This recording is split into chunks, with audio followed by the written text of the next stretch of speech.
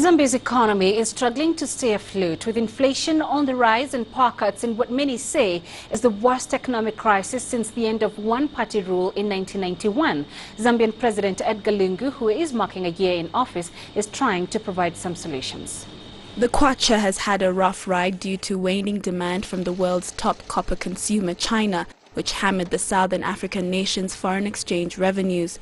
Last week, Zambia's central bank left its benchmark lending rate unchanged at 15.5%, saying that it was concerned with slowing growth in the continent's #2 copper producer. Many Zambians say they are already feeling the effects of the country's economic challenges. The economy has been getting tougher, especially in the last 1 year. Prices of essential goods are way too much and the currency is making things worse. I am a taxi driver and my pay is not making sense. I have children that I must educate, feed and clothe, but this government is not doing enough to help poor people like me. President Edgar Lungu's government insists it has no control over commodity prices and blames the power shortages on drought and low water levels in hydropower dams. Zambia has had sober leadership during this time when we have had a lot of economic challenges triggered by economic global factors. Its President Edgar Lungu has provided that leadership.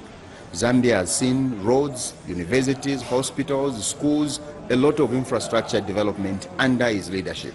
President Lungu said last year that Zambia would not take over the struggling mines that have shed jobs after a sharp fall in global copper prices and power shortages, adding that the government had tried its best to keep the job losses at a minimum. The country has resumed issuing new mining licenses and was granting renewal and transfers, which it had suspended in August last year, among other efforts to boost growth.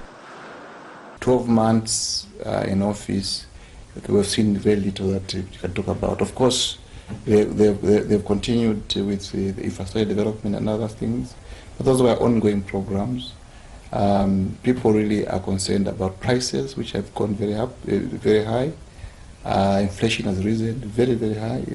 The World Bank has said Zambia's GDP growth will fall below 4% this year due to a combination of domestic and international pressures, but expansion will pick up in subsequent years. Catherine Ogunde, CCTV.